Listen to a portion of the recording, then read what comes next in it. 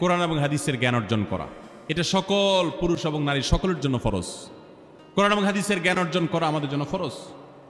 আমরা অনেকেই আছি যারা ইসলামের ফরজ বিধিবিধানগুলো জানি না। আমাদের যেগুলো অবশ্য কর্তব্য সেগুলো আমরা অনেকে জানি না, শুধু নামে মুসলমান। গতানুগতিক কিছু কাজ করি, হাতে গোনা কিছু ইসলামের নামে কাজ করি, বাস মনে করেছি আমি মুসলমান হয়েছি। আপনাকে ঈমান সম্পর্কে জানতে হবে। আপনার ঈমান কিভাবে আনতে হবে, কি কোন কোন বিষয়ের প্রতি বিশ্বাস থাকতে হবে, কি বিশ্বাস থাকতে হবে, আল্লাহ সম্পর্কে বিশ্বাস থাকতে হবে। ঈমান সম্পর্কে অনেক ভুল ধারণা আমাদের আছে।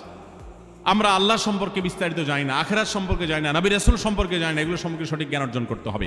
৫ ওয়াক্ত নামাজ এর বিধিবিধানগুলো, কখন কোনটা পড়তে হয়, ওয়াক্ত কখন থাকে কখন যায়, অনেক মহিলা আছেন জানেন না, অনেক নারীরা আছেন, অনেক পুরুষরা আছেন জানেন না। এগুলো জানতে হবে।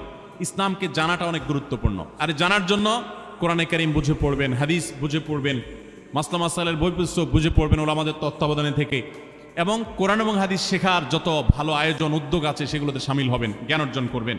এটা ইসলামের গুরুত্বপূর্ণ একটা ব্যাপার।